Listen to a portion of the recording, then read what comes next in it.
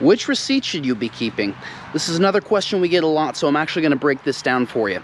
The answer is obviously going to depend on, what your situation is, but there are some instances that are common, at least within real estate, where you definitely want to be saving a receipt. The first one's probably going to be the most obvious, and this just applies across the board, which is if you use cash for a business expense. If you're going to utilize cash to pay for a business expense, it's good to back it up with some sort of proof on what that money was spent on. So if you if you happen to go to Office Depot and you buy some paper and, you don't feel like pulling your card out, you just got some cash in your wallet, make sure you save a receipt to prove that you used cash to buy that paper.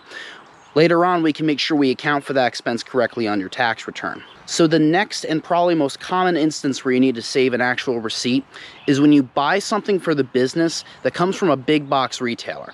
Now, I'm not necessarily talking about Office Max here. Now, don't get me wrong. If you go to Staples and spend money, saving a receipt's not a bad idea by any means. But I'm specifically talking about when you spend money at Walmart or on Amazon. See, this not only applies to big box stores in the context of the actual brick and mortar store, this also applies to online retailers. So anytime you make a big box purchase from any big box store, Amazon, Target, any grocery chain, most of your expenses really can be proven through your bank records on your bank statement or your credit card statement. But when you see a transaction from something like Amazon has, well, everything from A to Z.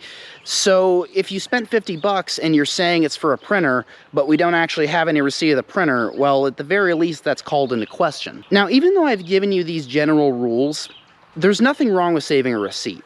Most of the time, you can cut down your paperwork a bit by only saving them in instances where you really need them. It's never a bad idea to have more records than you actually need. Now, the last thing I want to talk about here is actually going to be vehicle expenses. Now, when it comes to vehicles, saving receipts is a good idea.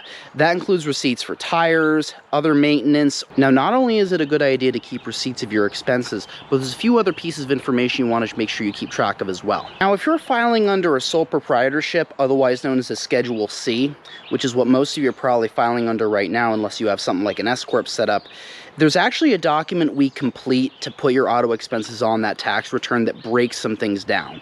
Now, among those breakdowns is the different expenses for the vehicle. So the lease payments get separated from the insurance payments, get separated from the maintenance costs. But in addition, the IRS is going to want to know what your total miles was in addition to knowing what your actual business miles were. So it's a good idea to keep track of both of these pieces of information. And last but not least, especially if you bought the vehicle, it's a good idea to keep a copy of the bill of sale for that vehicle. The reason for this is if we're going to deduct your vehicle on your taxes and we're going to take the actual expenses, we have to be able to depreciate the vehicle. In order to be able to depreciate the vehicle, we need to know what the basis for buying that vehicle was. Typically, the way we find the basis for the vehicle is right on the bill of sale because everything's going to be broken down in there for us to accurately pick up the number. So just to really quickly review, number one, if you spend cash on a business expense, save the receipt. Number two, if you spend money for a business expense at a big box retailer, whether it's physical like Walmart or virtual like Amazon, make sure you save your records from that purchase so you can prove that it was a business expense. And number three, last but not least, definitely keep receipts and invoices when it comes to anything you pay for that's auto related. Even your gas receipts could be a good thing to hold on to. That's going to do it for this video. I'll see you in the next one.